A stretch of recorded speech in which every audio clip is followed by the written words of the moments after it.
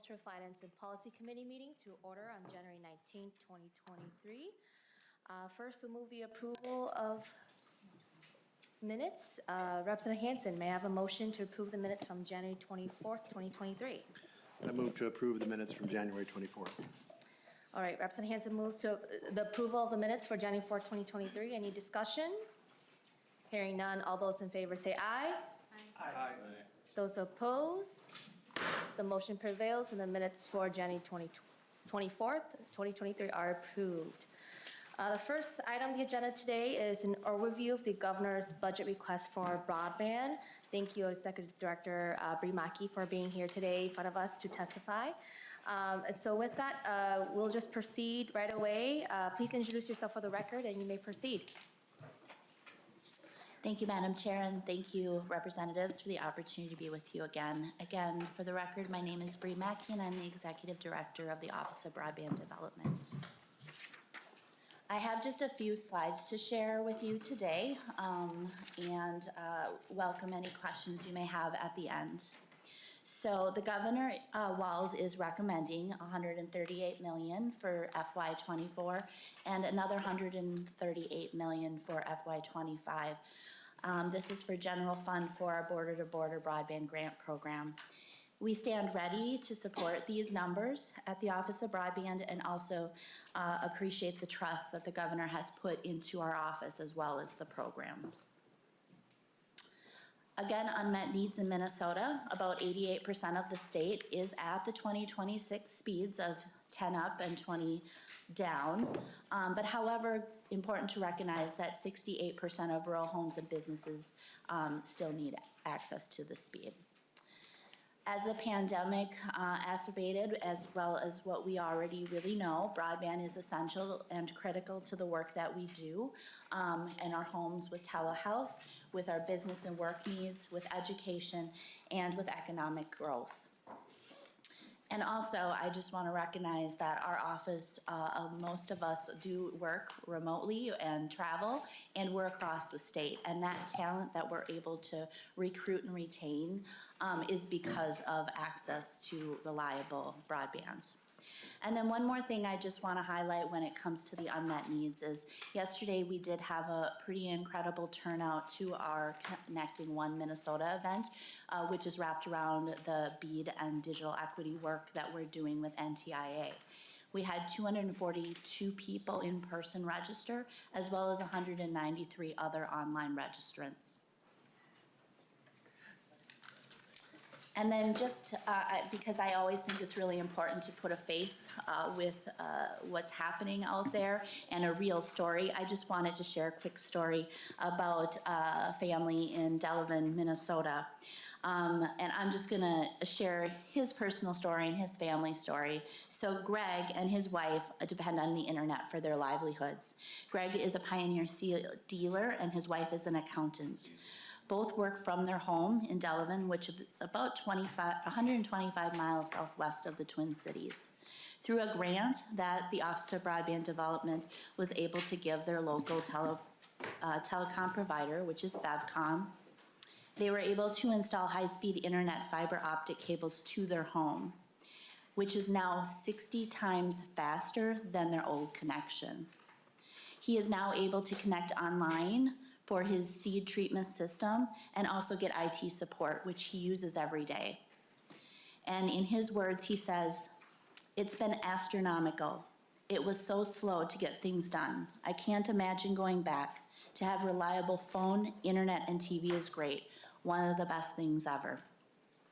I really think that that demonstrates how simple but yet effective and important broadband is to all of us.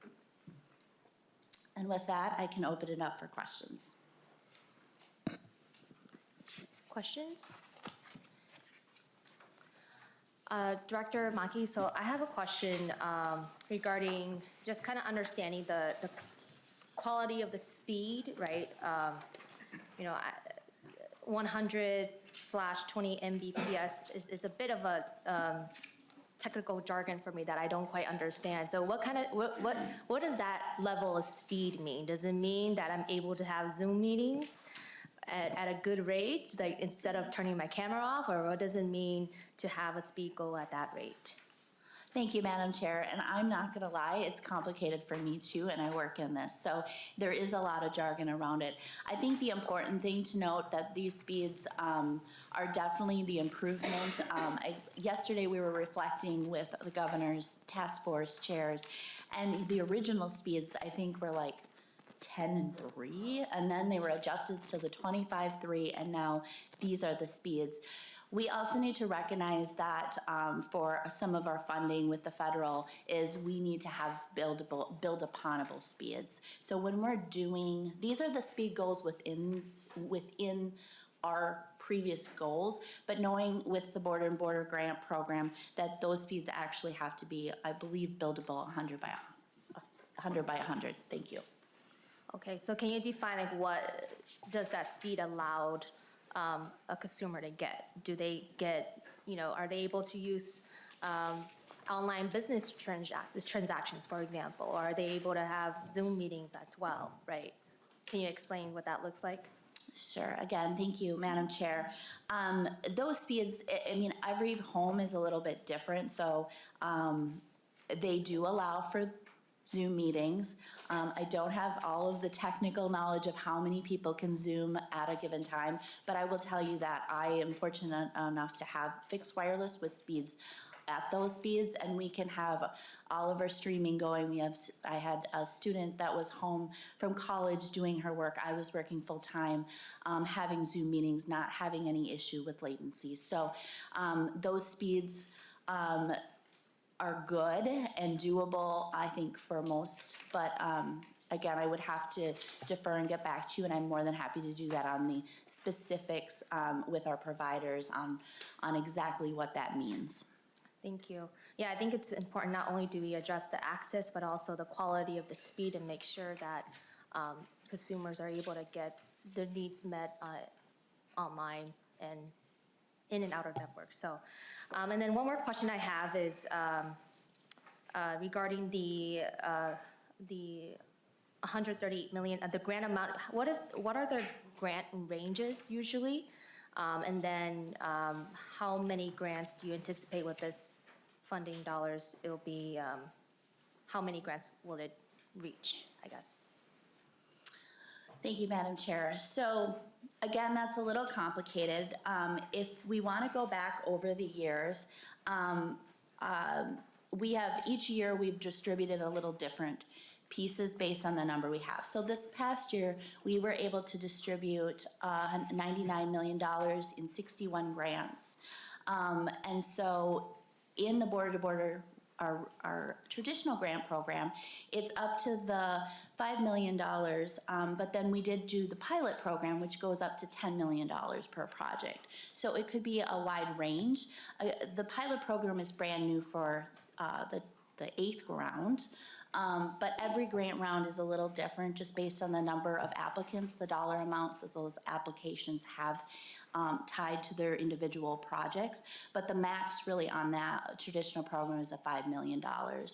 And I think just also, again, a lot of the conversations that I'm having with our providers and also our associations is we're really looking forward to having that information and the interest within the low density pilot program, because as we continue to get further down the path of finishing broadband, it is more costly, and we have heard that the $5 million isn't enough, so that's why we appreciate the opportunity to go up to that $10 million and to see if that range is better for the communities and the projects that need to happen in order to really continue the work.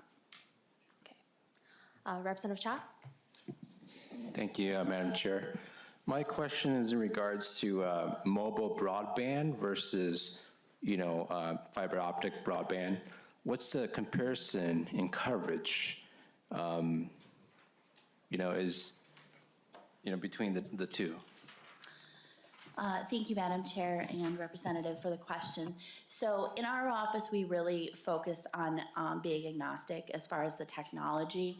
That's certainly a question that, again, I'm happy to follow up with some of our more technical providers, but we really focus on at home, at business technology that is there. We also feel like the mobile is catching up, of course, like with the pandemic.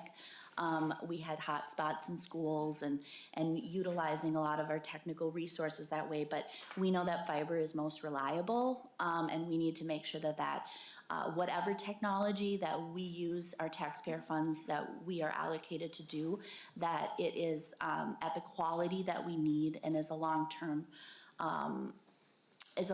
solution for our homes and residents. Representative Cha? Any further questions from the committee? All right. Well, thank you so much, Director Maki, for being here today. Thank you. Thank you. Next, we have on the agenda is an overview from the Department of Agriculture, Plant Protection Division. Director Abrahamson, please make your way to the table. Thank you. Please identify yourself before the committee, and you may proceed. Thank you, Madam Chair. My name is Mark Abrahamson. I'm the Director of the Plant Protection Division at the Department of Agriculture. My plan today was to give you a brief overview of the different programs within plant protection, and if time permits, I can go into a little bit more detail on a few of the programs with relevant issues right now.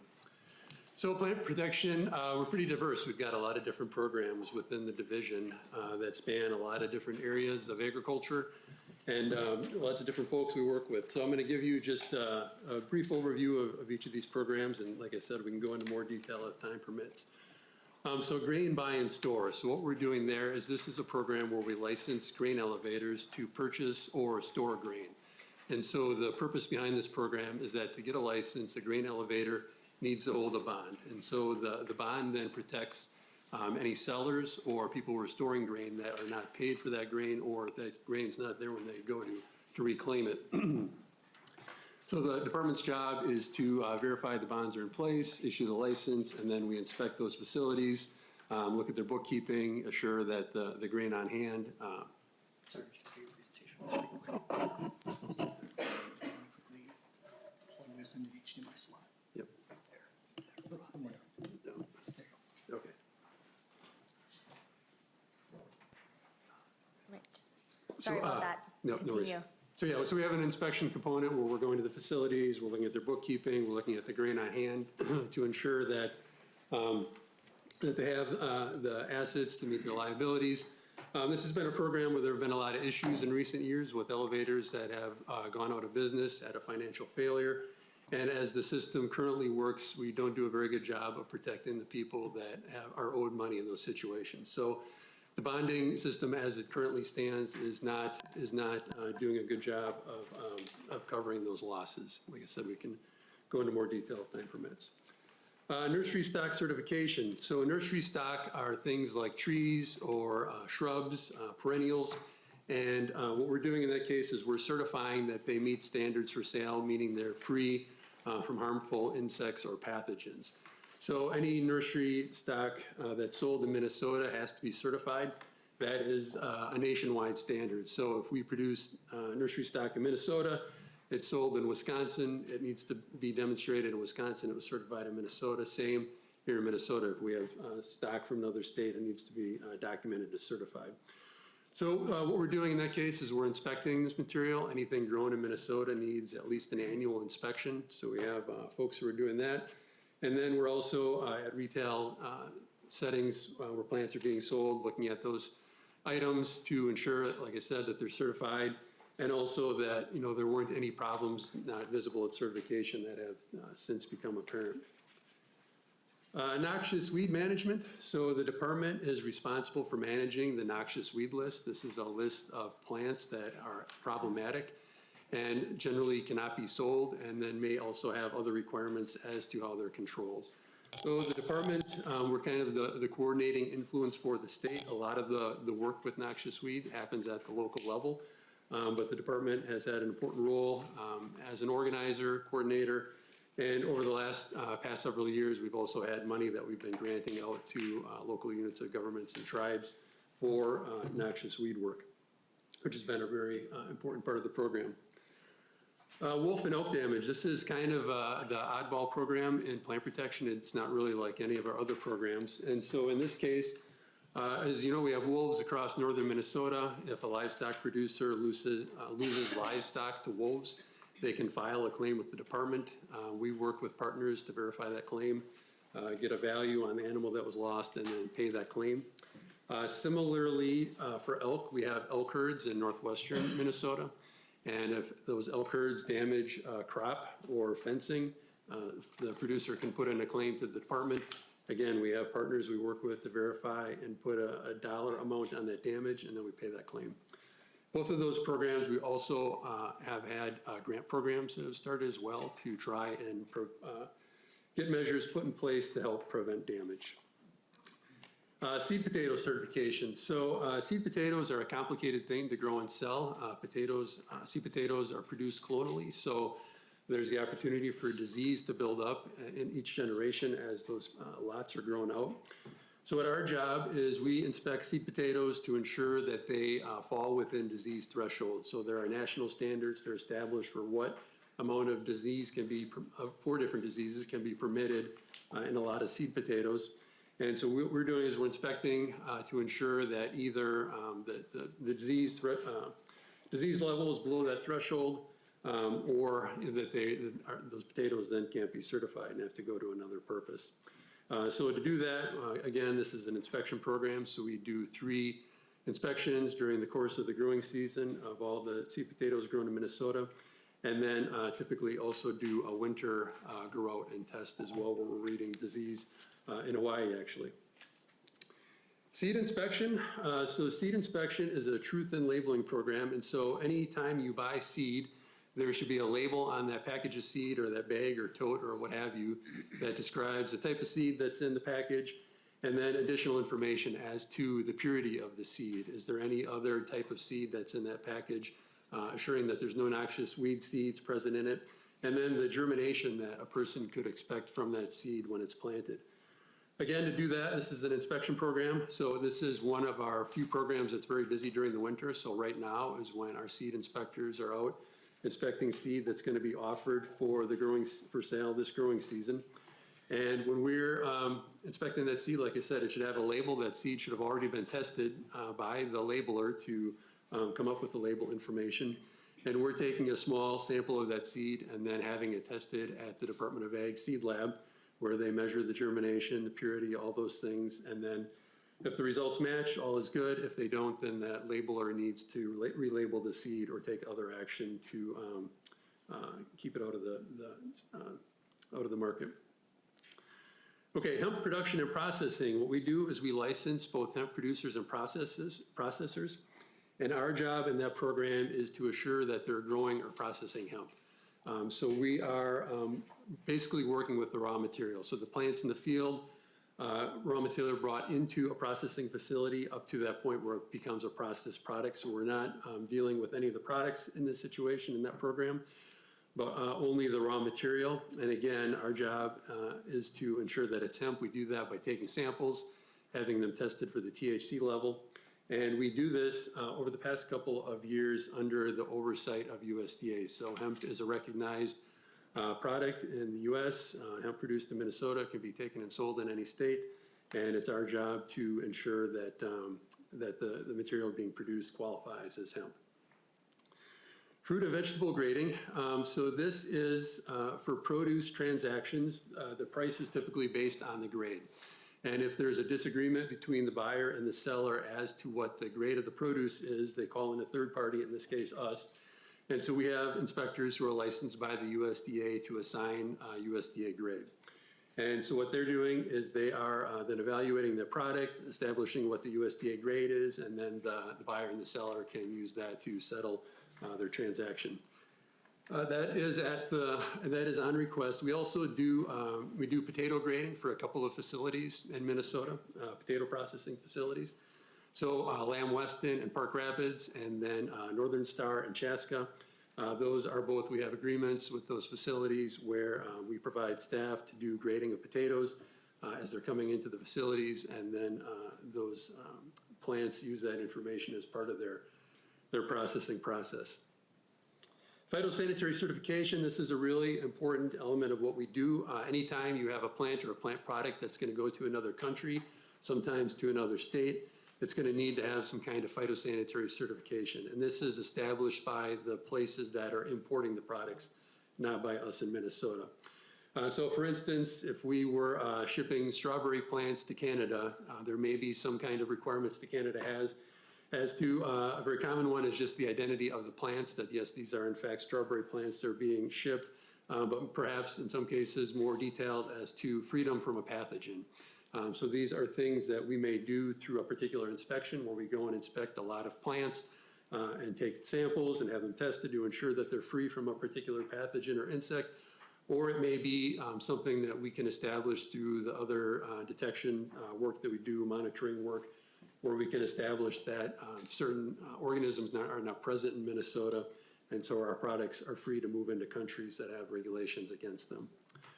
And then finally, plant pest detection and mitigation. This is invasive species like emerald ash borer and other things. We do a lot of work with invasive species. It kind of permeates all of our other programs as well. And so here we're working to detect, mitigate, keep from moving, help with management, all those kinds of things. But that is a big part of what we do.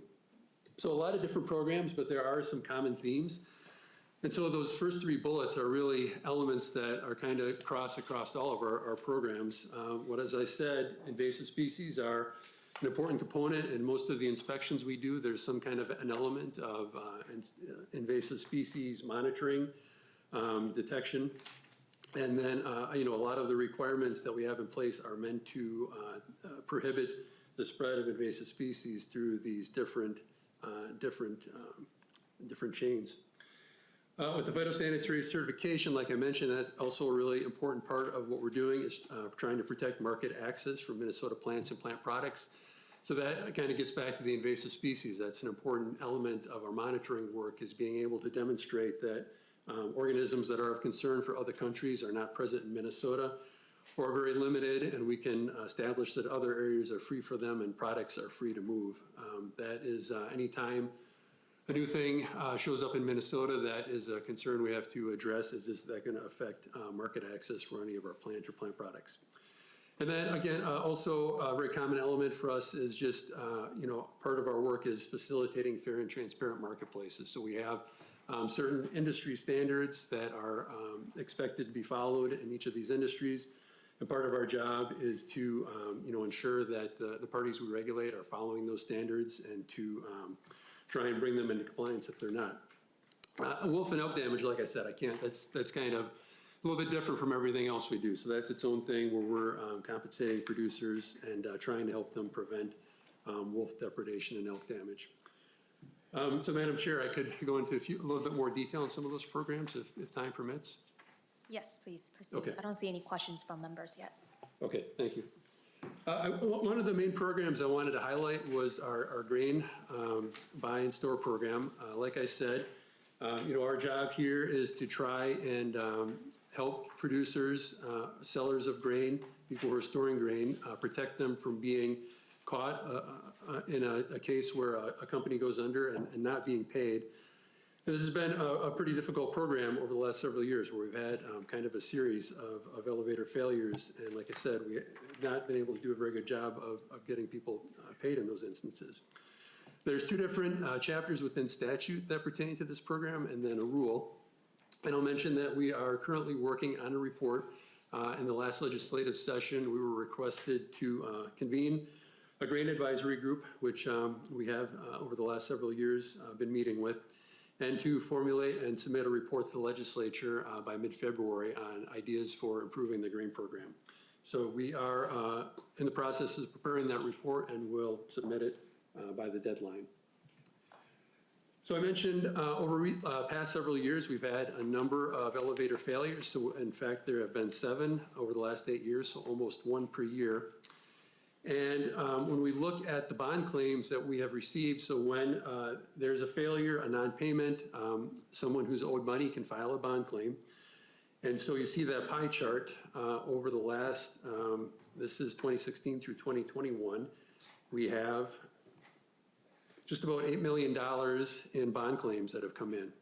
A big portion of them were considered invalid under our current laws, and that's because they were payments that were deferred into the future. So our bond claim process only covers what we call cash sales, money upfront, and not payments that are being deferred into the future. So that about half the pie chart, those are sellers owed money that did not have an avenue to reclaim any money through the bond claim process.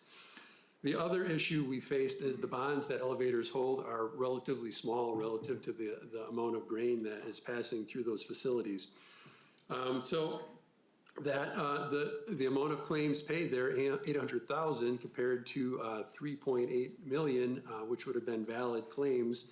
That's the amount of the bond relative to what was owed. So when the bond is smaller than the amount owed, which is nearly always the case, we pay out on a pro rata basis. So if we have 20% of the bond compared to what is owed, each of the producers gets 20% of what they were owed. So it has been a bad situation for all the folks that have been owed money.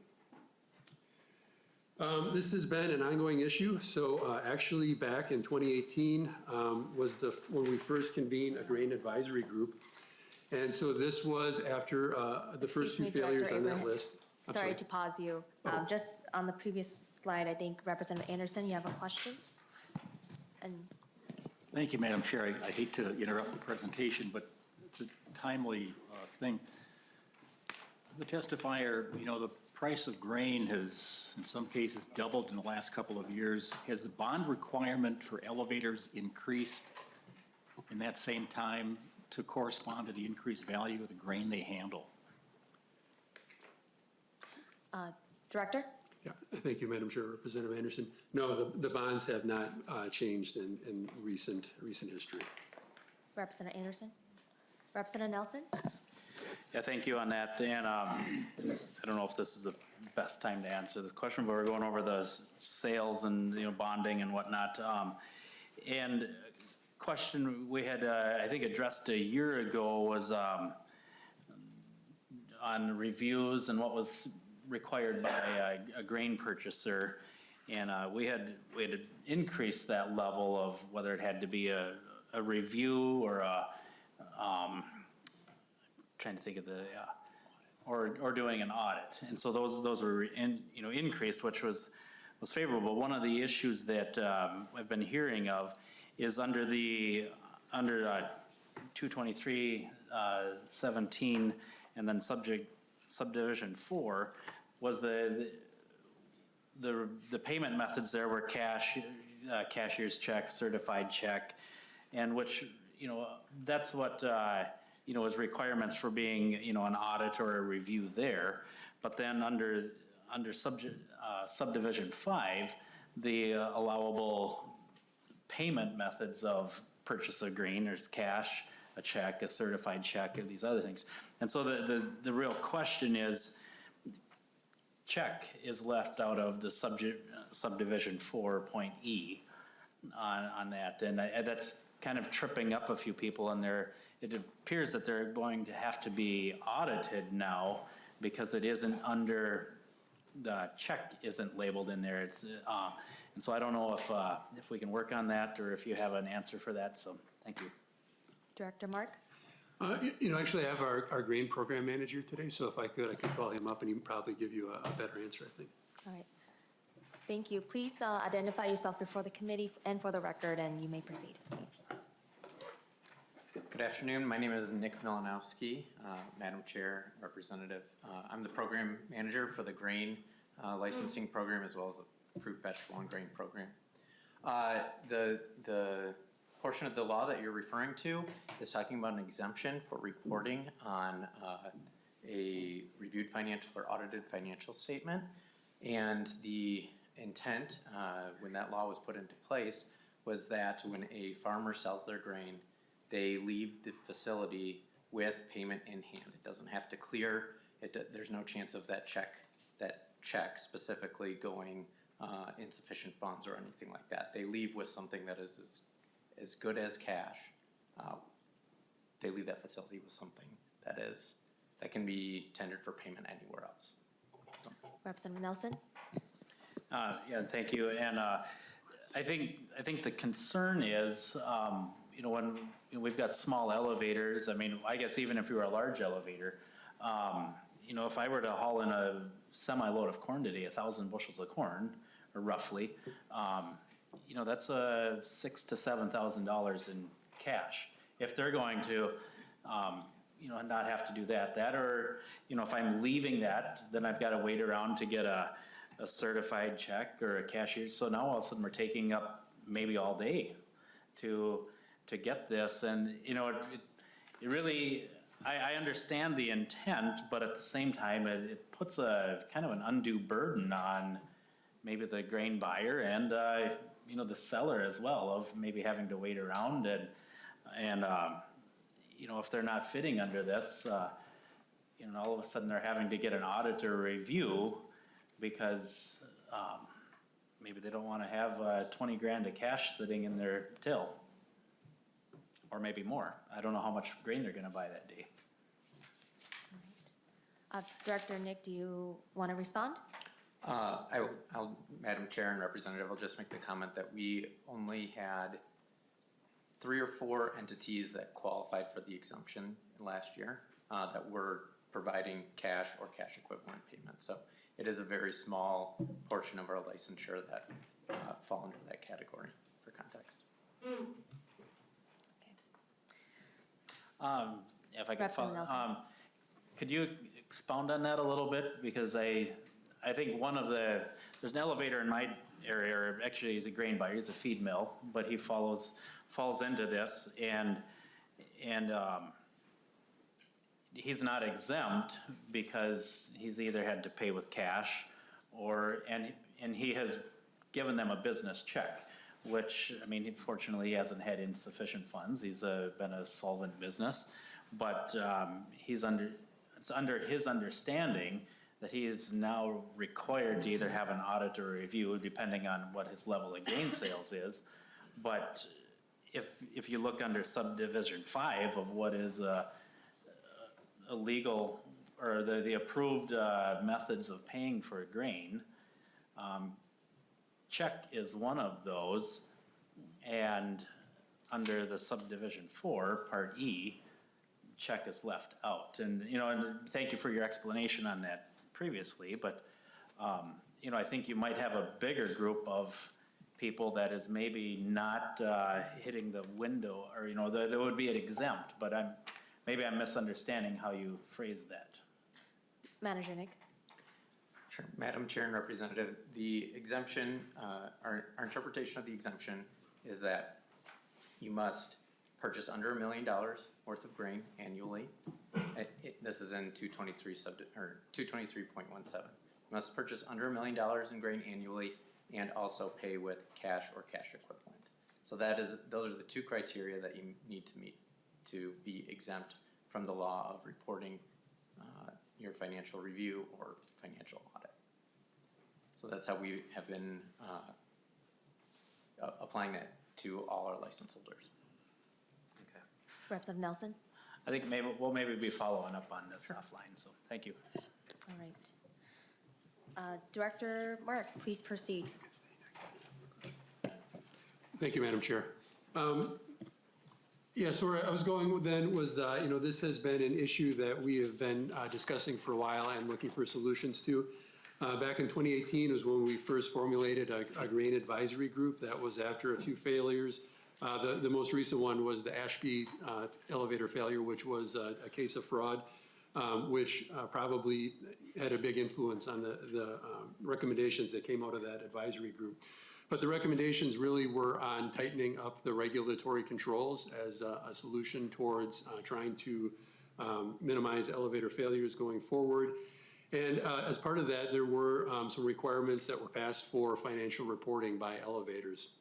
That has been a difficult, that hasn't been going real well for us in terms of getting compliance with those requirements. So those were passed in 2019. That first licensing year after that, they weren't in effect because there would have been no way to be in compliance because you would have needed to have anticipated those changes coming. So 2019 and 2020, those are calendar years. So our licensing year is on the fiscal year. We were just advertising those changes to licensees, letting them know that this was now a requirement that they were going to need to meet. In the licensing year for calendar year 2020, 2021, we were advising individual licensees on what they were missing that was deficient in their financial reporting, what they needed to do to be compliant.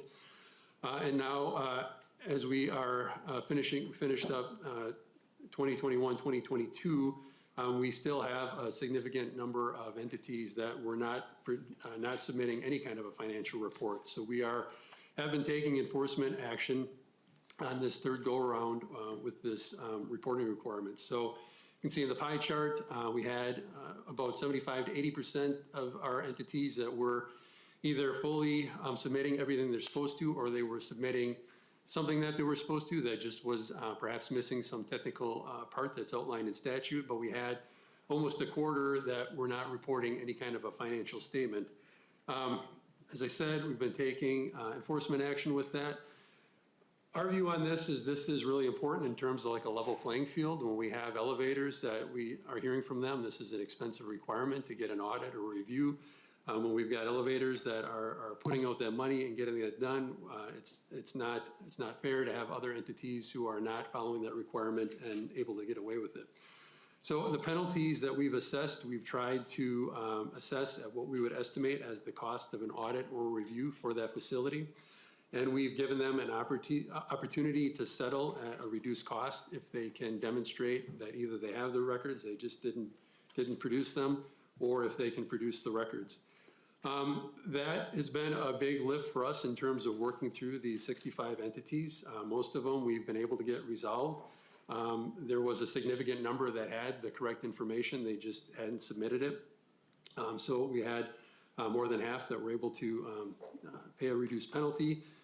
We've got 8 that we're still working with to try and get those financial statements in, but we have 5 that are either not willing to comply in any way or are not responding to us. So we anticipate that we will have to file in court to take further actions with those entities.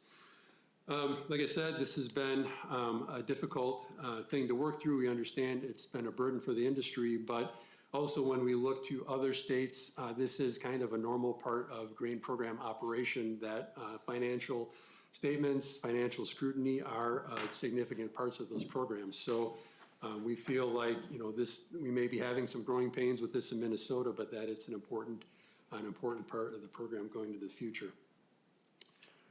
And lastly, I will just mention, as you saw on Tuesday with Commissioners Peterson and Waubel's presentation, the governor has recommended the establishment of a grain indemnity fund with a one-time $5 million from general fund to seed the account.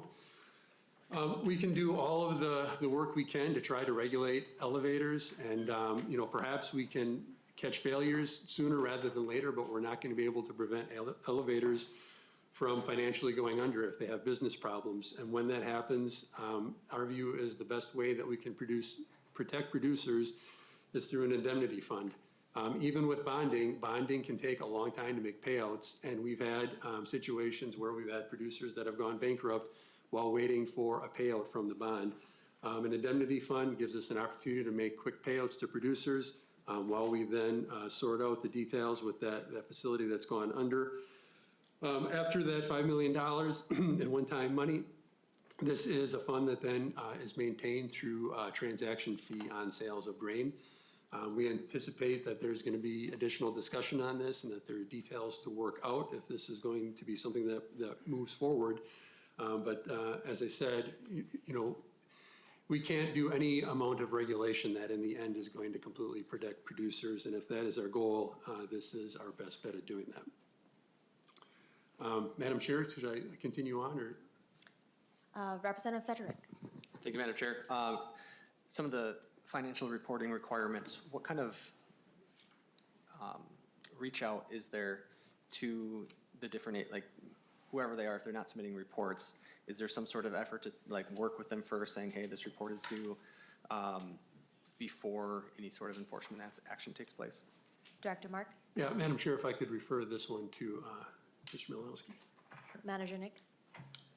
Madam Chair and Representative, yes, there was an effort over the last several years that Mr. Abrahamson covered, which was outlining the requirements, and then in the previous licensing period, sending out where our facilities that were required to report fell short. So if you submitted an incomplete report to us, we communicated to you what you were missing.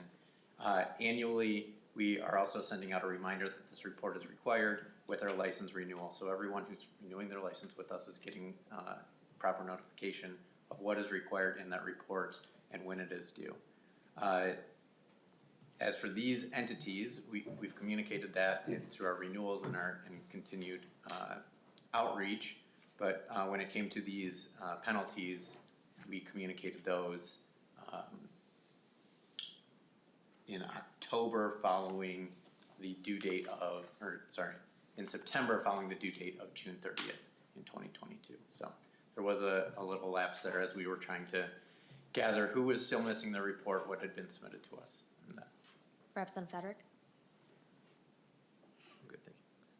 Representative Hansen? Thank you, Madam Chair.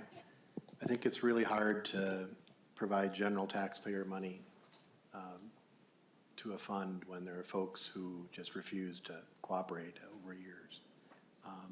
It is a bad situation when there's fraud and/or incompetence.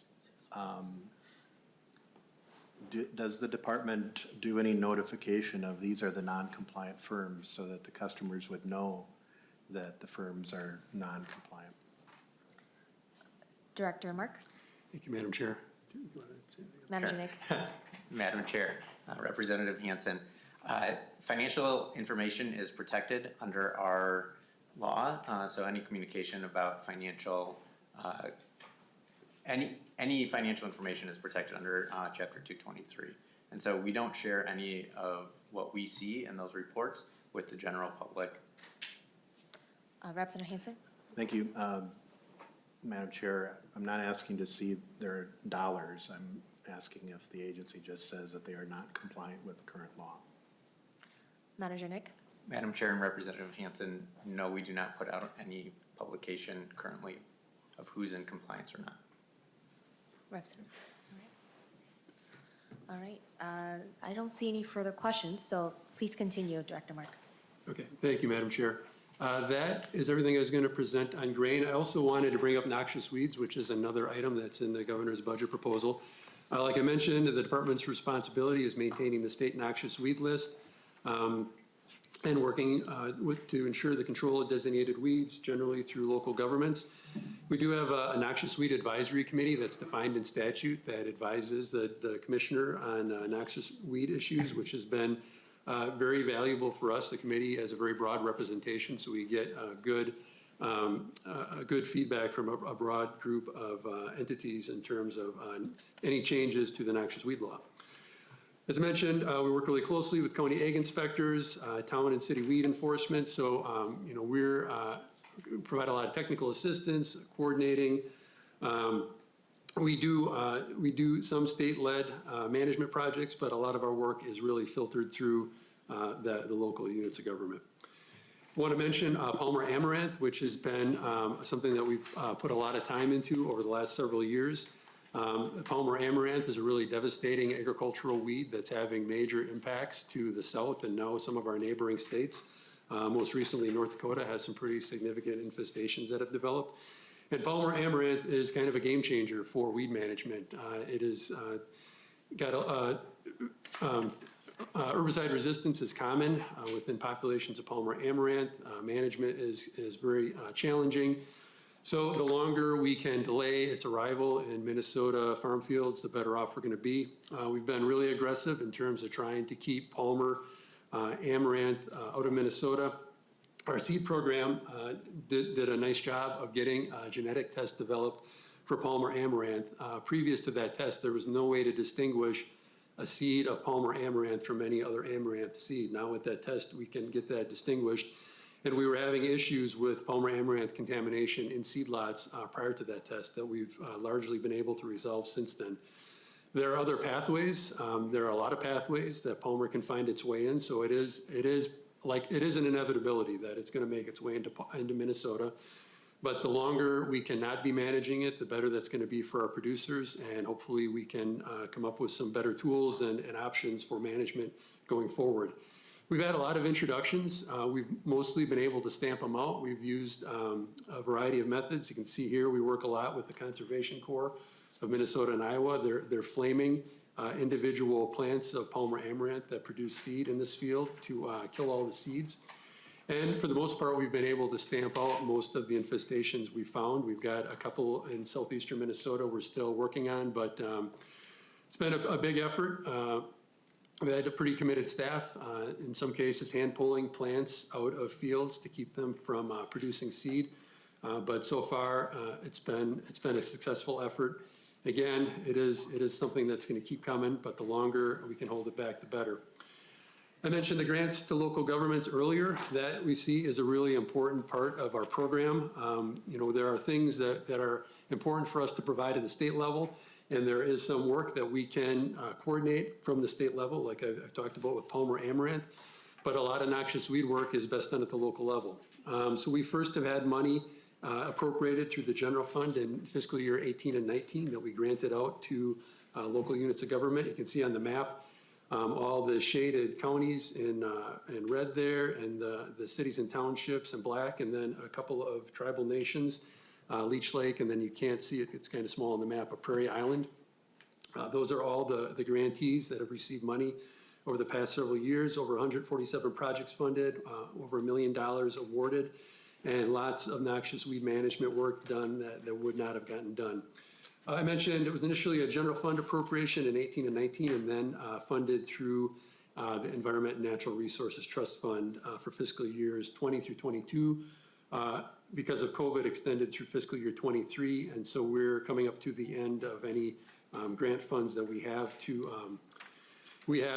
provide. I'm sorry, this slide is out of place, so I skipped ahead a couple that go to this last noxious weed slide. So the governor is recommending $400,000 annually that we would pass through as grants to local governments and tribal nations. That, from our perspective, this is 100% pass through to local governments. This is not, none of this is operating money for the department. You can see on the graph, this is the money that we've awarded in previous years, general funds in 2018 and 2019, and then Natural Resources Trust Fund money starting in 2020. We really front-loaded those projects because we wanted to give grantees the most time available to complete their projects. So we awarded a lot of money in that first year, and we've had smaller amounts in subsequent years, partly as some projects finish under budget and some money is freed up. We're granting that out to new projects. Madam Chair, should I proceed? I don't see any further questions, so please continue. All right, I wanted to mention seed potatoes. So in the overview on Tuesday, Commissioners Peterson and Vauble mentioned that we have a bonding proposal for our facility in East Grand Forks. So this building is where we house our potato program. As Nick mentioned, he's also the manager for that program. And so our job there is, again, we're certifying seed potatoes as being within threshold tolerance for disease. That's important because without that certification, you can't sell seed potatoes. So our producers need that in order to be able to sell seed potatoes in Minnesota or anywhere else in the country or to other countries. We've got a statute and a rule that govern how that program operates. And the acres that we're talking about have been relatively consistent over the past 8 years or so, around 6,000.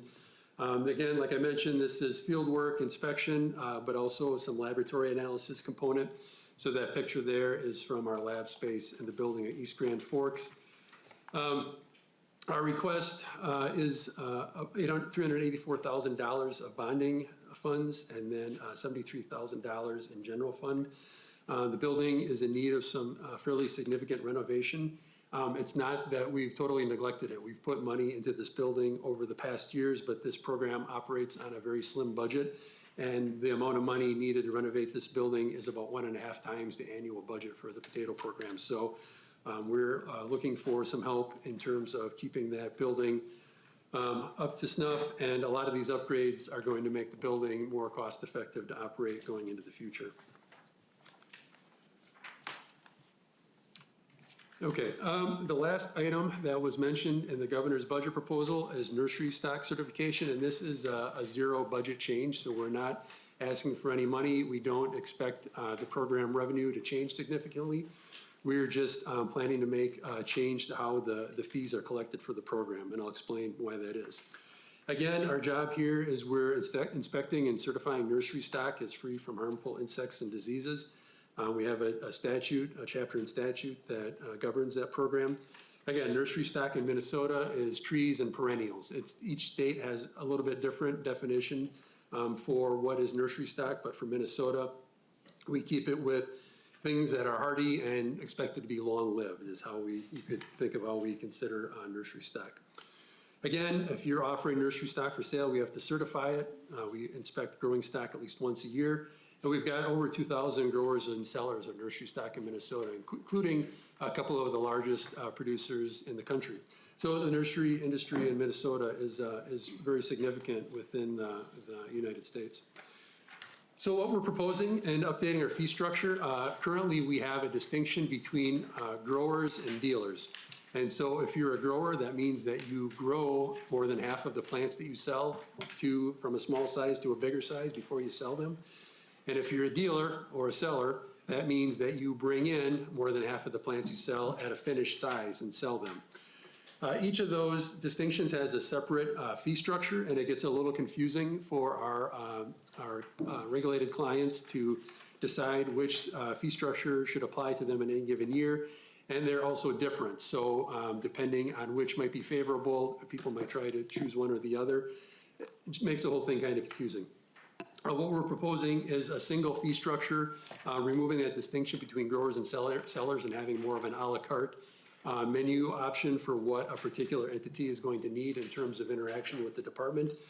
We vetted this proposal. We have an advisory group with a pretty broad range of representatives from industry, from small to big operators. We've worked closely with the Minnesota Nursery and Landscape Association, who've been in touch with their members about these changes, and what we've gotten back has been positive feedback that this is going to be a good change. What we foresee is pretty much going to be revenue neutral. If anything, I suspect our revenue might go down a little bit, but I feel like our program will be able to manage that. We're anticipating is that the fees are going to scale a little bit better to the size of the operation, with fees becoming smaller for small operators, staying about the same for medium-sized operators, and then potentially growing slightly for larger growers and sellers. Okay, I just wanted to mention briefly wolf and elk damage. Wolf damage, we have an appropriation of $175,000 per year that we use to pay those claims. There have been years in the past where we have been at or exceeding that amount. In the past several years, we've been under. We partner with both USDA APHIS Wildlife Services as well as Minnesota Department of Natural Resources pretty closely on evaluating those claims. And then we work with the University of Minnesota to put a dollar value, a market value on the animals that are lost. I think I mentioned earlier, we've been also making grants since fiscal year 18 to help producers put measures in place that will prevent wolf depredation. Those first 2 years of the program, that was a general fund appropriation, which then kind of got us in the door with U.S. Fish and Wildlife Service, where we were able to qualify for a grant from that agency. They give us money that we can then grant out to producers. So now, the past few years, we've been operating off of those grant funds. Important to note that we are dependent on those grant funds to make grants ourselves. And this year, we're in a window where the funding is held up for whatever reason. And right now, we don't currently have any grants to offer to producers. We're hoping that that still comes through. Elk damage, similar. In that we're paying claims. We work with crop insurance adjusters for these damage claims. So in this case, we need somebody who can go out in a crop field and evaluate the damage that's been done and put a dollar value on it. We pay them for their time. We have, there's language in the appropriation that allows us to do that. That appropriation currently is $155,000 a year. Elk claims are going up. So you can see in 2023, we have had a bunch that are paid out already. We have a bunch that are pending. We're going to go over $155,000 this year in elk claims. We do fortunately have the ability to move money between the wolf depredation appropriation and the elk damage appropriation. So we would be able to move some money from the wolf appropriation into elk to help pay these claims if we end up going over, or vice versa. But then, of course, we're going to run the risk with if wolf claims increase as we go along. For this program, we also just recently, starting in fiscal year 22, have the ability to make grants to help producers prevent damage. We haven't had anybody take us up on that yet. We're hoping to get some going in the future.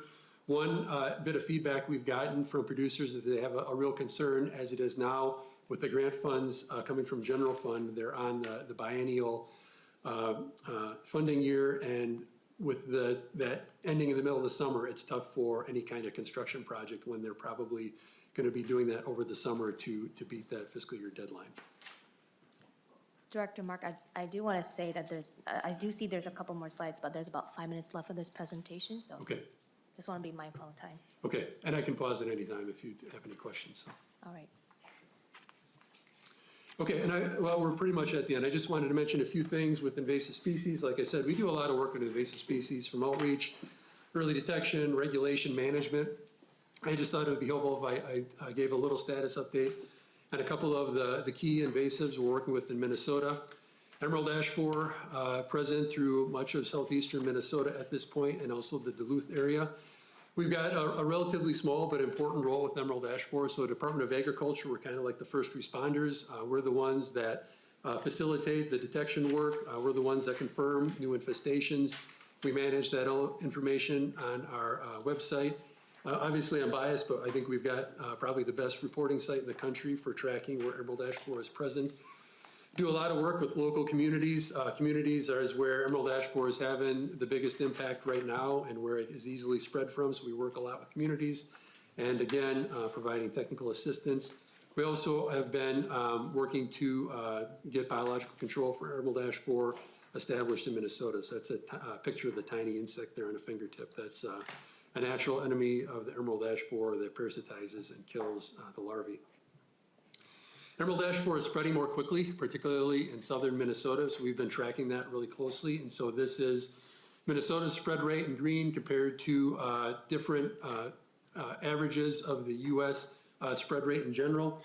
So we want to be as low on this chart as we can be, and that's where we were earlier on in the infestation. As I said, it's beginning to spread more rapidly across southern Minnesota.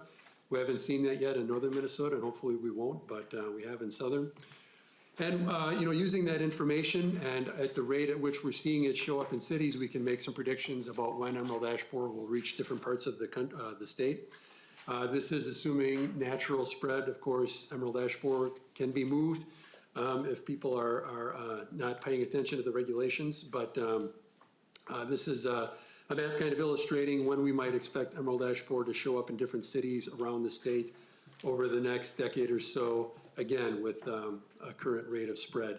And over the last few years, we actually put this model together a few years ago, and it's been holding pretty close to the curve that we established back a few years ago. The other one I wanted to mention, the other invasive, is spongy moth. This is something you might have heard of in the past as gypsy moth. Its name has been changed recently over the past year. That was a big effort for us to make that transition because we've been advertising gypsy moth treatments and other things related to that insect for a long time. So we've had kind of a gradual transition where we're using both names for a period so that people are not getting confused as we transition to the new name, spongy moth. This is a very different insect from emerald ash borer. This insect is much easier to monitor and control. And there's a program that's established at the national level called the Slow the Spread Foundation that coordinates I think it's 13 states, along with the Forest Service, on an effort to monitor and beat back the advance of spongy moth. This was initially introduced into the country about 150 years ago in Massachusetts, and it's been gradually working its way west, mostly because of the efforts to keep it from moving more quickly. So this is a program where we're monitoring for the adult moths, and then there is a biological insecticide called BT, which only affects Lepidopteran caterpillars. which we can use to treat those small populations of spongy moth. You might have seen there was a news release lately from the department. We had a record year this past year of spongy moth captures. Most of those are in northeastern Minnesota, and that is not necessarily an indication that there is an outbreak at hand, but more of just a reminder that this is a westward movement of a population front that is inevitable. Again, kind of like Palmer, the longer we can slow it down, the better for our forests, but it is something that will continue to move into Minnesota. And with that, Madam Chair, those are all my slides. I thank you for the opportunity to present. Thank you, Director Mark. Any questions from Representative Harder? Thank you, Madam Chair. Thank you for the presentation and lots of information. So you sort of sailed through the governor's recommendation of this grain indemnity fund. I just need some clarification here because it says that the fund is maintained through a small transaction fee on sales of grain. So describe what small is, what's considered a small fee, and who ends up paying for the fee? Director Mark? Thank you, Madam Chair and Representative. I will, my guess is that there will probably be a lot more discussion about this going forward, but I think for now I will just pass it on to Nick to maybe address that question. Madam Chair, Nick. Representative, many states have an indemnity fund, and the proposal that's in the governor's budget mirrors what other states have done. I think what's in there, and I apologize, I don't have it off the top of my head, I think it's 7/10 of every cent of grain sold. 7/10 of a cent for every dollar of grain sold. So a very, very small portion of that grain that's sold would then contribute to the fund. The fund turns on and turns off based on the levels at which it is, which it builds to. I think it's set at a maximum of 15 million. Our colleagues in Iowa have had an indemnity fund for decades and haven't had to turn on the funding since the 90s. So these are, in many instances, these states have these funds build up and build up and build up and then turn it off. And then they're able to pay out based on the interest that the funds collect or hopefully have small level failures so they're not making huge payments to producers. Representative Harder, I do want to say that because due to time, I will just limit it to one question, but I also want to add that we do plan on having a hearing on the grain indemnity fund and just delve deeper into this issue. And so we can talk more about that during that time too as well. Yeah. Okay.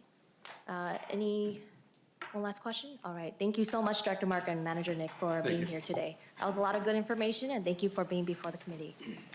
So today, we have 3 bills to go over, and the first one is Representative Hansen, House File 47, regarding pollinator research funding provided. Representative Hansen, please present your bill.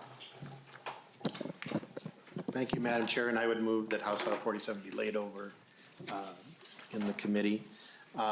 Members, House File 47 was in front of, a version of this was in front of the committee last year, I believe 2 years ago. It relates to an account that was set up in 2017.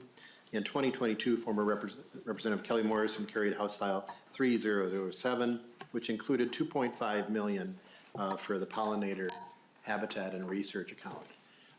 In last year's conference report, the account was kept alive. It was changed to a research account, but no funds were put in it. The bill in front of you has a ... for the appropriation. That's why it's being held over. That is my error, Madam Chair. I was waiting to see what the governor's recommendation would be, and I'm pleased that they had recommended $100,000 a year in ongoing funding, but I'm asking for it to be laid over and we can come back with an appropriation. It would be my intent for a one-time appropriation for $2.5 million, which was the bill that was last year. I have some testifiers from the University of Minnesota. I want to be clear that this is not a University of Minnesota generated request. This is a proposal that we came forward with last year, and like in the spirit of cleanup and catch up from bills that did not make it last year, that we try to get it across the finish line this year. So I would be open for the testifiers. All right, I think I have a testifier, Chris Cohen. Please, sorry, Dr. Elaine Evans from the U of M. Please identify yourself before the committee and proceed.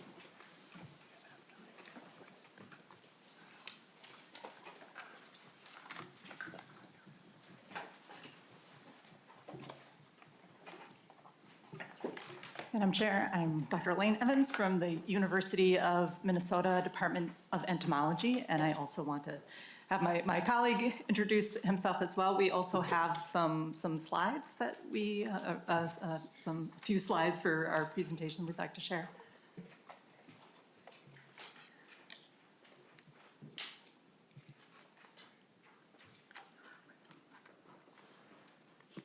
There we go.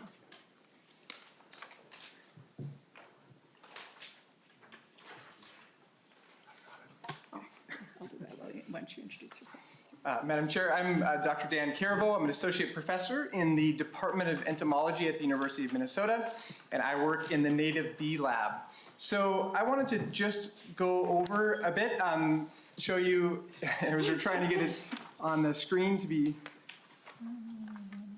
Oh, there's present. Okay, it's covered up by that. This is the bee lab at the University of Minnesota on the St. Paul campus. With funds from the state, we were actually able to build the bee lab, which is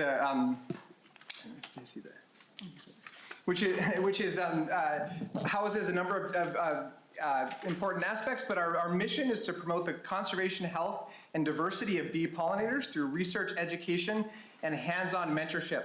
And we work as a team to provide the richest learning environment for students at all levels and from all backgrounds. And what's really unique about the bee lab at the University of Minnesota is that it encompasses a lot of different things. So we do a lot of work on honeybees. So my colleague Marla Spivak, who could not be here today, does a lot of important work. She's a MacArthur Fellow on research of honeybees. We have the Bee Squad, which Dr. Evans will talk about in a little bit, which does a lot of outreach. And then what my focus of my work is on the wild bees. So I work a lot on the research and outreach of wild bees. And so my lab group in particular is focused on a number of different projects, and I could go on and on, but I'll just talk about a couple things that we're doing that I'm super excited about. One of which is we do a lot of work on pollinator habitat. And one particular study that we did, we call it the Minnesota Agriculture for Pollinators Project, or MAP, because you have to have acronyms for everything. And this money was actually used from this fund that was allocated, which we're very thankful for. And we were able to leverage money for that to get another $1 million from the United States Department of Agriculture. So I used that to leverage another $1 million from the federal government to do a project looking at habitat in southwestern Minnesota. And we were looking at how installing different types of habitat in agricultural areas influences honeybees, as well as our native bees. We also looked at how that might influence aphid pressures on soybeans. And also that we're interested in the natural enemies, or these are the predators that eat the soybean aphids. And that project, and in addition to that, we're looking at different types of seed mixes, so different costs. So we're trying to figure out what's the most effective way to put these in terms of a cost perspective. And this project, it is most of it, not all, but a good amount of it has been done with private landowners in southwest Minnesota. So we've been putting habitat on their land to do a lot of this research. So we've been super excited by that. And that was really, again, we would leverage money from the state to be able to do that type of work. The other thing I want to kind of highlight quickly is the biodiversity aspect of what we're doing, looking at all the different species. So when we think of bees, we think of honeybees or maybe a bumblebee. But in reality, there's about 20,000 known species of bees on Earth, and we have been doing a ton of work in sampling throughout the state of Minnesota.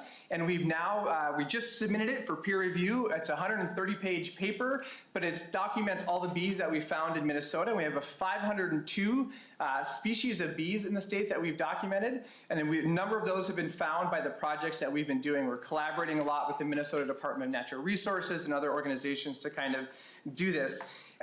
Those 502 species, we go out and we collect bees in nets, all throughout the state, and that's a result of over 120,000 different specimens that we've collected throughout the state. The first bee in that list came from 1890, so we have bees that go back all the way to 1890 till today. One of the big things that we're getting close to is we're starting to really fill up all the space. We actually have to take these bees, put them on pins, and we have to get an expert who has a PhD level to make sure to identify them all correctly. So it's a lot of work, and we need to get all those into our collection. But yeah, 1890, and we've done it throughout the entire state. And one of the things that we're really needing to do now is we don't actually have a lot of information on many of these species. And so we're trying to really document what's happening in terms of changes in population. We have really good sampling, for example, from Hennepin County. We have about 10,000 specimens from Hennepin County and only 65 bees collected from Coochin County, right? So we have different places we need to start looking for some of these specimens. But I'm super excited about that work that's coming out in terms of biodiversity, and really that work, that funding from the state has been integral to getting a lot of this accomplished. Madam Chair, representatives, I'd like to now talk about some of the outreach programs that we do at the University of Minnesota and the Bee Lab. So Dr. Caravel mentioned kind of the unique status that the Bee Lab has, where we have both honeybee and wild bee research, and we also are really fortunate to have a strong outreach program. So we've been able to do a lot of work to take that research that we've been doing, which is groundbreaking, and make those things available for people across Minnesota. We've been sharing pollinator conservation action steps. There's a lot of awareness about the importance of pollinators, but a lot of people don't necessarily know what to do to help. So we've been really focusing on being able to share those action steps. We've done that a lot through these pollinator education toolkits, which we did with funding from the Environment and Natural Resources Trust Fund. We've directly engaged 1,000 Minnesotans per year, and we also have a digital aspect for this toolkit that has been available globally, reaching even more people. For our pollinator habitat research, we have a new product that's going to be coming out with an online interactive educational platform to really make these different resources that we have available for knowing how to plant, to help pollinators, to help people know not just what to plant, but how to plant, how to take care of it, resources to help them to be able to create those plantings. And we've also, with our outreach program, we do a lot with participatory science. So we've engaged volunteer Minnesotans across the state to document pollinators. This has been particularly important for the rusty patch bumblebee, which is an endangered species. From it being endangered, you can guess that it's rare, hard to find. Getting more people out there looking has really helped us to document more places where these bees are found, and that helps everybody to be able to figure out how to best get recovery plans on the ground, so with the goal of having this population recover, so it is no longer endangered. Overall, the Bee Lab, we are leaders in both bee health and habitat research. We do a lot to provide public guidance to keep bees healthy and create habitat, engaging volunteers, both to educate others and to help gather data. Past support from the legislature has enabled us to expand and grow and to help Minnesotans help pollinators. Continued support would help us to gain new insights, help us reach new audiences, and move towards an even more pollinator-friendly future for the state of Minnesota. Thank you. Thank you, Dr. Evans and Dr. Carey-Vu, for your testimony. And with that, members, I will reserve question times to the next hearing because we're still waiting on Representative Hansen's amendment, so I will reserve that time. Due to the limited time we have today, I will just lay this bill over so we can go on to the next one. This bill is laid over. The next bill that we have is House File 352. That is also Representative Hansen's. Please present your bill. Thank you, Madam Chair, and I would move House File 352 be laid over for possible inclusion. Members, this is again a bill that moved forward last year, got into conference committee and was unable to make it. I do have two testifiers. It is trying to do research. We're not creating a center, but we're trying to enhance existing research to look at some of our heritage crops, our oil seeds and crops. And I have the dean with me here, and I'll just turn it over to the testifiers. Dean Byrne, thank you for being here today. Please identify yourself and proceed. Thank you, Chair Vang. I'm Brian Boer. I'm Dean of the College of Food, Agricultural, and Natural Resource Sciences at the University of Minnesota. And joining me today is Dr. Gary Muehlbauer. He's the head of agronomy and plant genetics, also at the University of Minnesota. So thanks for the opportunity to testify about this, the heritage oilseeds appropriation. We do not have the slides up, so we do have a handout that you've received. And we do have the legislation or the section as proposed in the the document as well that you can refer to. I'm going to the third page, which is actually has a heritage photo on it that's actually taken from the Minnesota Agricultural Experiment Station.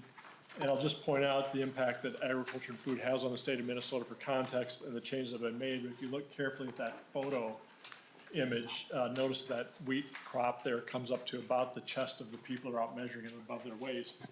And today's wheat crops, of course, are substantially shorter than that to prevent lodging, to improve yields and ease of harvest. So the changes in grain types and so on have occurred over generations of selection for various traits that we desire in our, there the slides came up, so thank you.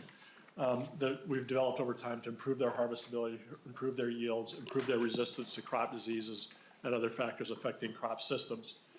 For context on this, on the next page I have we're not the only ones doing this. Actually, the preservation of seed and protection of seed is actually a global food security issue. As we do work on genetics and genomics and selection, of course, we're looking to how do we advance and sustain those varieties for their use going forward. And we never know where there might be a trait or a selection that can help improve our ability to produce those grains. So as part of that, there is a national plant germplasm system that's funded by the USDA on the federal level. And that program has several sites across the U.S., partially to protect, spread that out a bit, so if there is something that happens, a catastrophe, it's still available. Universities are a key part of that. The University of Minnesota is not a member of that germplasm piece. Iowa State University and Colorado State are our nearest affiliates. There's one in Idaho, I believe, and across the country that select these seeds. Broadly, there are national seed banks in Europe and other places to protect seeds in case of some sort of catastrophe. So that's where we think this fits into that conversation about how do we preserve and protect those varieties. In this case, varieties that were used in Minnesota prior to 1970. And I think the significance there in Minnesota, we are a large, small grains producing state as compared to someone like Iowa and other places. We're also obviously a short growing season, so we have varietals that were selected for those growing season traits. And so that carries through today in some of those varieties. As possibilities. So we do, as Representative Hansen said, we do some of this work at the University of Minnesota. Of course, as we're doing our crop selection and genetics work, we're gathering seed, conserving it for the next planting season, maintaining those lines as we're improving them along. And Dr. Muehlbauer will talk more about that in a minute. But one of our challenges that we have is that our facilities, and if you've been to a capital bonding committee lately, you'll find that Vice President Myron Franz has talked about the University of Minnesota's facility conditions. On the St. Paul campus, 76% of our research facilities are in poor and critical condition. Our seed storage facility happens to be one of those facilities. And so as you look at this, one of the elements is, I talk about this having two elements to the improvement of the seed and aspects is one, we have to have a facility to effectively store it long-term. And I'll have a look at some of our facilities later. And the second piece that Dr. Muehlbauer will speak to is we also need to be able to propagate the seed, gather the seed, identify the seed, evaluate the seed, and to put it in a storage system where we're going to be able to value that and have it carry forward. So one of those critical elements, that storage facility, is in need of improvement to do that. That next slide, and these images are small and don't show up well on a printed version, but we'd be happy to provide images if possible. But we actually began, because of the need for this in general for us, we began to do some work on assessing and evaluating our seed storage facility that we use just in our normal course of business. These are examples of rooms that we've evaluated for that work. This is not the full context of that entire center, but it gives you some sense of what the challenges are as you look across that. We have equipment that's old and no longer suitable. We, for example, can't get parts for them. What happens when you don't have an environment-controlled environment? Of course, in Minnesota, we get our hot, humid summers. That draws mold and other things coming into the facilities. Of course, mold is the enemy of the seed to be in a storage facility like that. And so these were just several images of rooms that we have that fit that need.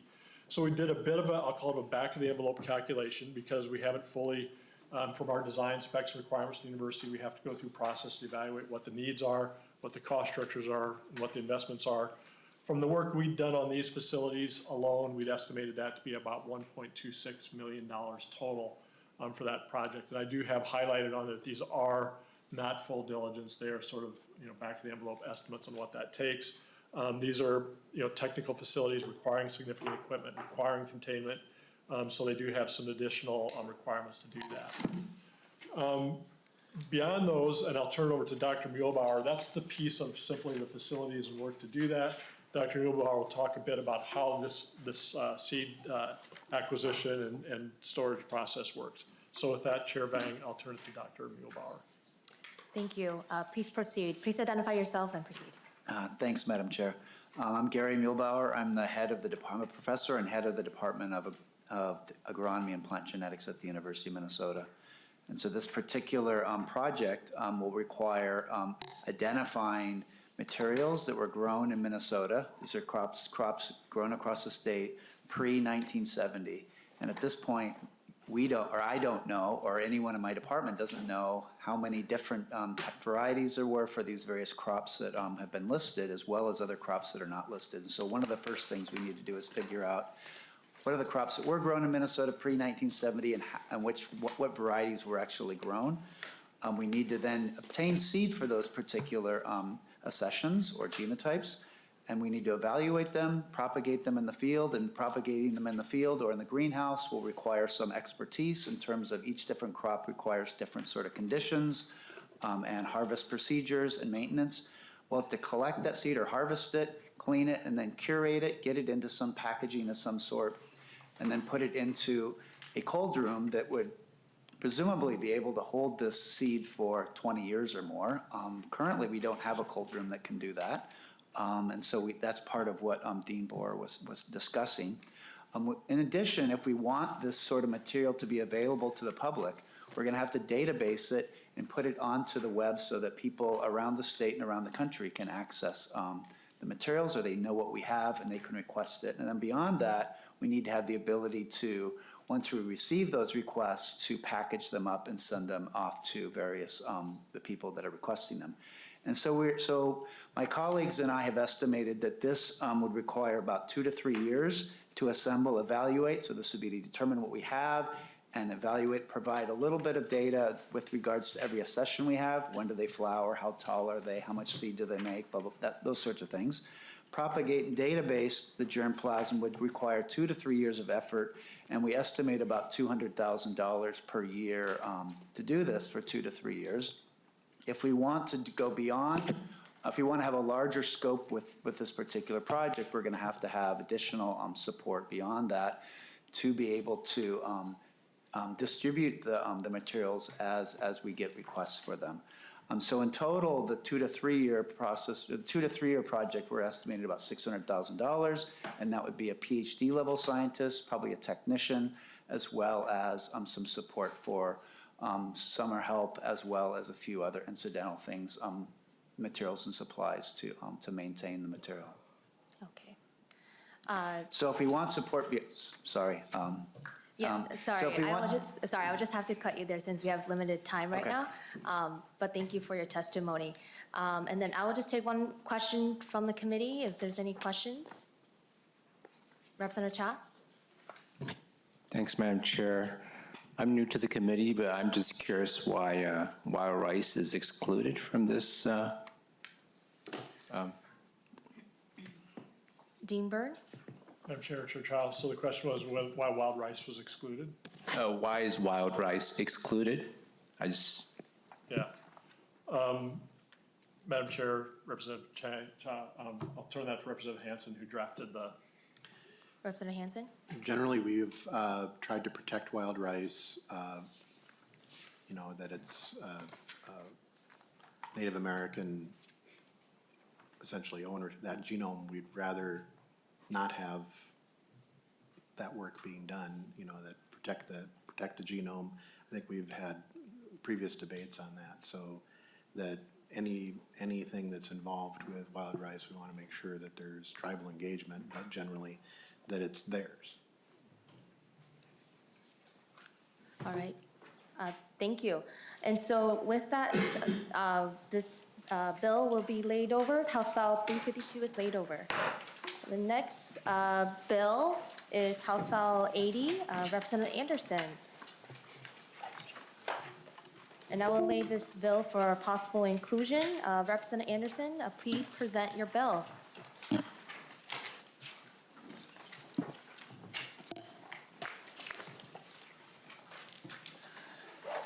Thanks, Madam Chair and members, and due to the interest of time, I'd like to introduce House File number 80 and get it to be held over for possible inclusion. And I was going to offer an amendment, but I think due to the interest of time, we'll save that and save that for another day. Okay, Madam Chair? All right, thank you. Please proceed with your testimony. I see you have a testifier. John Blomendell, please identify yourself and proceed.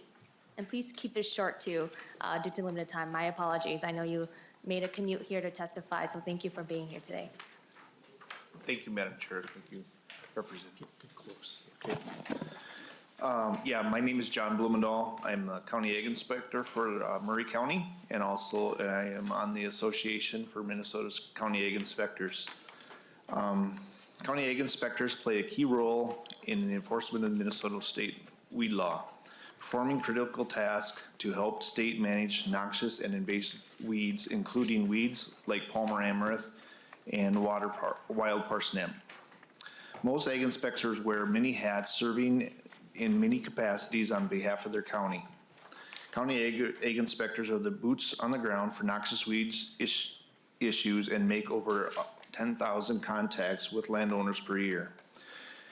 These are critical contacts as the list of noxious and invasive weeds has grown from a dozen to over 50 weeds in the past 15 years. As Mr. Abertson, Director of the Department of Ag, indicated, ag inspectors have a mutual beneficial relationship with the Department of Ag. We assist in programs including seed certification, invasive pest, tree disease identification, and pesticide applicator testing. And the Department of Ag is instrumental in providing support, training, and direct technical assistance to county ag inspectors. The local government responsibilities to enforce the Minnesota noxious weed law has been an unfunded mandate. This creates challenges for counties to fund even modest weed management programs. Dedicated funding to support ag inspectors will support program development at the local level and encourage more proactive work instead of reactive. Our education and work in this program is important to the public. Your passing of the funding will help protect Minnesota resources and noxious weed and invasive plants and pests. Chair and committee members, thank you again for allowing me to testify today. And if you have any questions, I'd be happy to answer. Members, any questions to the testifier? Right. And I just also want to know, I will reserve the discussion to the next hearing while we're still waiting on Representative Anderson's amendment. And so we can reserve discussion at that time too as well. Representative Anderson? Well, again, thank you, Madam Chair, for hearing this abbreviated. We had a whole lot more we could have talked about here. Had letters of support to Farmers Union, Farm Bureau support this legislation as well. And as you can all see by the bill language, there's a pretty lengthy set of criteria that the county inspectors have to follow to be eligible for this grant. It's a state requirement mandated by state law, and we feel that it's warranted to give them some direct money from the state to help with their programs. And I would thank the committee for listening and hope that we could pass it at some point. Thanks, Madam Chair. Thank you, Representative Anderson. And with that, House File 80 is laid over. The 2:30 time is upon us, and so I will call this meeting is adjourned. Thanks. I apologize for